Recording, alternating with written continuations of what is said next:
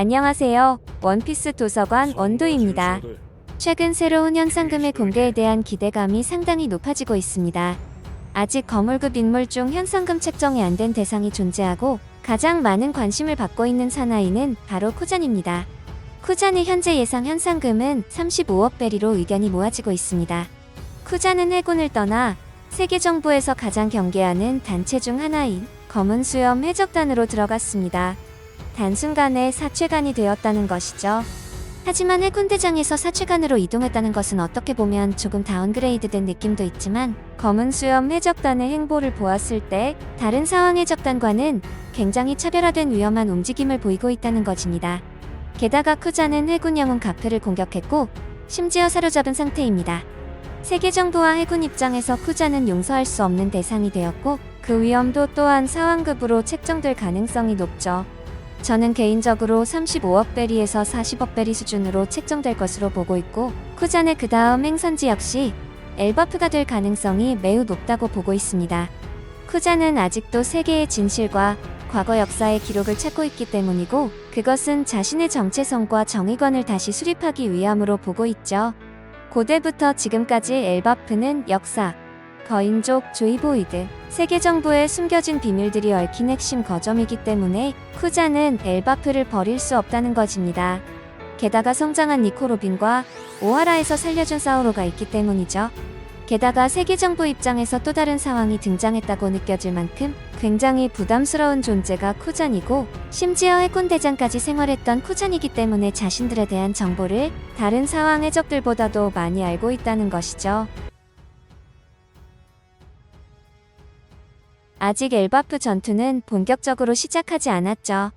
그렇기 때문에 어떤 제3의 세력이든 등장할 수 있다는 가능성은 충분히 열려있다고 하지만 그들이 엘바프에 출연할 명분이 확실히 존재하는지 따져봐야 한다는 건데요. 아무래도 검은 수염 해적단이 계속해서 이야기가 나오는 이유 중 하나도 명분이 다른 세력들에 비해서 확실하다는 것도 포함된다고 봐야 합니다. 검은 수염 해적단이 엘바프에서 너무 많은 것들을 얻을 수 있다는 건데요. 현재 네타 떡밥은 이번 엘바프 챕터의 막바지에 검은 수염 해적단이 엘바프를 기습한다는 것입니다. 일단 엘바프는 원피스 최종장에서 굉장히 중요한 열쇠들을 가지고 있습니다. 라프텔로 가기 위한 마지막 단서인 로드포네그리프를 가지고 있는 불의 상처의 남자가 현재 스코퍼가 반으로 추정되고 있고 엘바프 태양신이라고 불리우는 전설의 악마의 열매를 가지고 있는 로키가 있습니다. 그리고 검은 수염 해적단에는 쿠잔이 있다는 사실을 잊으면 안 되죠. 니코 로빈과 사우로가 엘바프에 있다는 것입니다.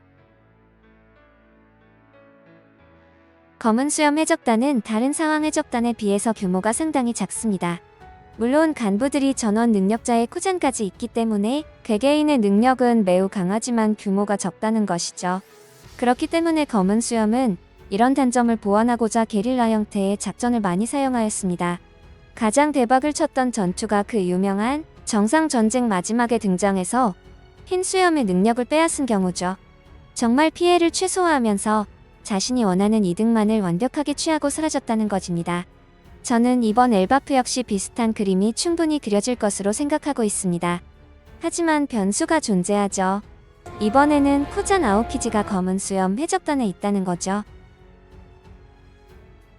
쿠잔은 검은 수염 해적단에 들어오면서 수많은 이슈를 만들었습니다.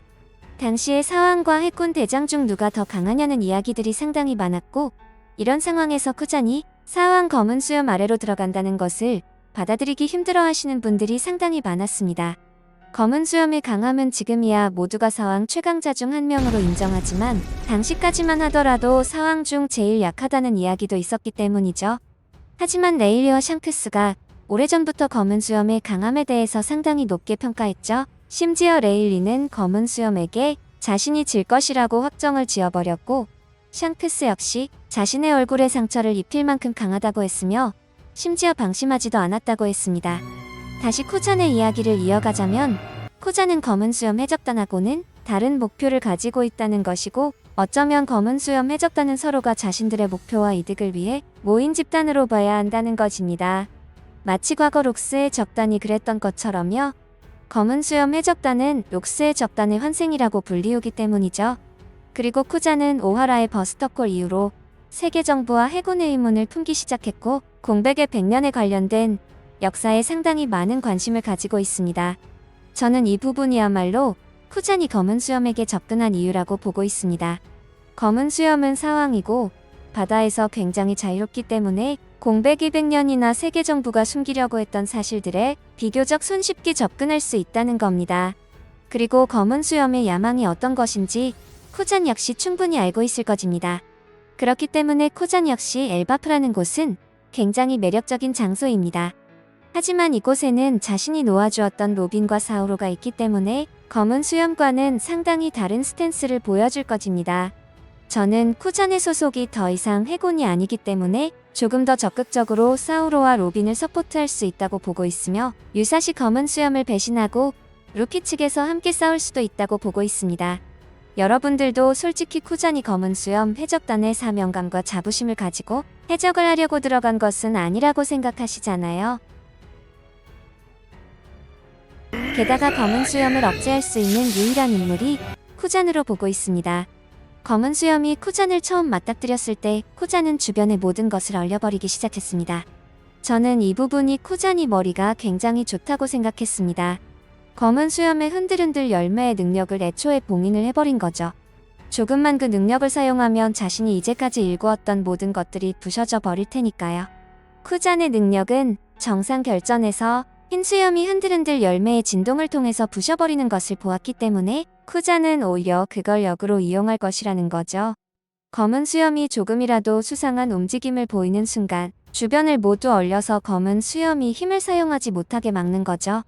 검은 수염은 자신의 영토인 벌집과 자신들의 동료들을 훼손하는 것을 극도로 싫어하기 때문에 더욱 조심할 것입니다. 검은 수염이 엘바프에 도착할 확률이 높은 것은 쿠잔이 속해 있기 때문이죠. 쿠잔은 로빈이 엘바프에 있다는 것을 분명히 알고 있을 것이고 세계 정부가 엘바프에 진심으로 임하고 있다는 사실 역시 알고 있을 것입니다.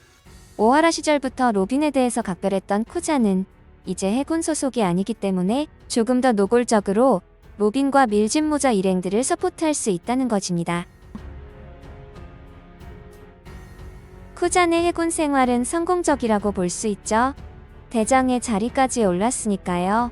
하지만 쿠잔은 원수 쟁탈전에서 패배한 후 해군을 나와 해적의 길로 빠졌습니다. 쿠잔의 이러한 선택은 아주 오래전부터 정해져 있었다고 생각해도 될 정도로 쿠잔의 과거 행적이 말해주고 있다는 것입니다. 그리고 쿠잔에게 가장 큰 영향을 주었을 인물에 대해서 저는 드래곤을 생각하고 있는데요. 드래곤 역시 해군에서 젊은 시절을 보냈다고 밝혀졌죠. 드래곤은 자신이 추구하는 사상과 해군이 너무나도 다르다고 느꼈기 때문에 해군을 나왔을 것으로 추정하고 있습니다. 그리고 드래곤은 자신이 혁명군을 창설하고 해군보다 더 위에 있는 천령인들을 목표로 힘을 키워나가고 있다는 것입니다. 드래곤 역시 근본적인 문제는 해군이 아닌 세계정부의 최상층부라고 생각했다는 것이고 쿠잔 역시 그렇게 생각하고 있을 것입니다. 아카이누가 드래곤을 기억하듯 쿠잔 역시 드래곤의 영향을 안 받았을 수 없다는 것이죠. 쿠잔 역시 아카이누, 키자루와 동기이기 때문입니다. 쿠잔이 해군을 나오고 도대체 무엇을 위해서 이런 선택을 했는지 엄청난 논쟁이 펼쳐졌습니다. 가장 많은 지지를 받은 여론은 쿠잔이 해군에서 평생 동안 지배당하고 속박된 삶을 살아오며 고민하는 자신에게 자신이 바라는 대로 사는 자유를 찾아 해군을 나왔다는 것이었는데 여러분, 쿠잔이 해군에서 자유롭지 않았다는 것에 동의하실 수 있나요? 저는 해군대장 그 어느 누구도 자유롭지 않은 삶을 살았다고 생각하지 않습니다. 심지어 오하라의 버스터콜 때도 자기 마음대로 니코 로빈을 살려줬으니까요. 버스터콜의 성격을 생각해보면 반역죄에 해당할 정도로 쿠잔이 그 당시 했던 행동은 정말 위험한 행동이었습니다. 이번 엘바프 전장은 오하라의 버스터콜과 매우 유사하게 흘러가고 있습니다. 결국 우리는 쿠잔에게 또 다른 질문을 할 수 있다는 것이죠.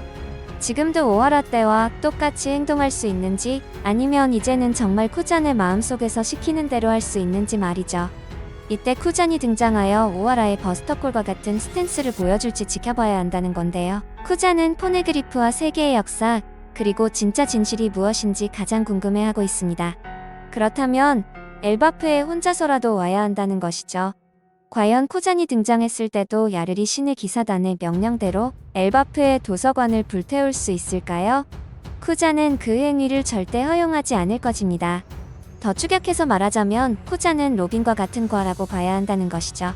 게다가 수틀리는 상황이 발생해서 쿠잔과 신의 기사단의 전투가 발생한다고 하더라도 쿠잔이 승리할 가능성이 높다고 생각합니다.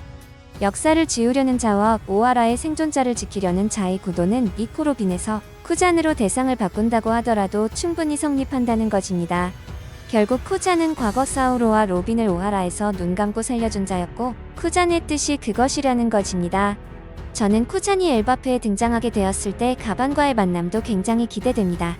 로저의 적단과 전 해군 대장의 만남이라니 정말 가슴이 웅장해지는데요. 그들만이 알고 있던 과거들이 회상으로 공개될 확률까지도 높아질 것이죠. 검은 수염 해적단과 쿠잔의 등장을 기다립니다. 지금까지 시청해주셔서 감사합니다. 좋아요와 구독, 그리고 알림 설정도 잊지 마세요. 다음 영상은 더욱 재미있는 이야기로 돌아오겠습니다. 기대해주세요. 사랑한다고요.